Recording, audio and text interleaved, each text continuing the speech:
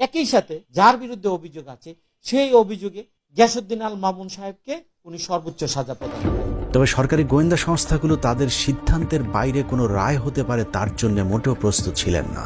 আইন সচিব দুলাল আর বিকাশ কুমারদের কিং কর্তব্য বিমূঢ় করে মোতাহার হোসেন এজলাস থেকে বের হয়ে চলে যান অজ্ঞাত স্থানে। আদালতে ততক্ষণে আওয়ামী লীগের একদল বিক্ষোভ করতে শুরু করেছে, যে দলটি মূলত তারেক রহমানের বিরুদ্ধে রায়ের পর আনন্দ মিছিল করবার জন্য আদালত প্রাঙ্গণে উপস্থিত হয়েছিলেন।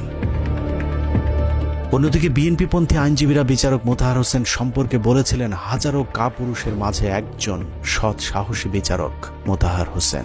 আদালতের রায়ের মাধ্যমে প্রমাণ হলো এই অভিযোগ রাজনৈতিক উদ্দেশ্যে করা হয়েছিল। বিএনপির সেই প্রশংসা অবশ্য বিচারক মোতাহার হোসেনকে খুশি করতে পারেনি, কারণ বিচারক মোতাহার জানতেন তিনি পানিতে থেকে কুমিরের সাথে যুদ্ধ করতে নেমেছেন, যে কারণে রায় দেওয়ার পরপরই আদালত থেকে বের হয়ে কয়েকদিনের জন্য আত্মগোপনে চলে গিয়েছিলেন বিচারক মোতাহার।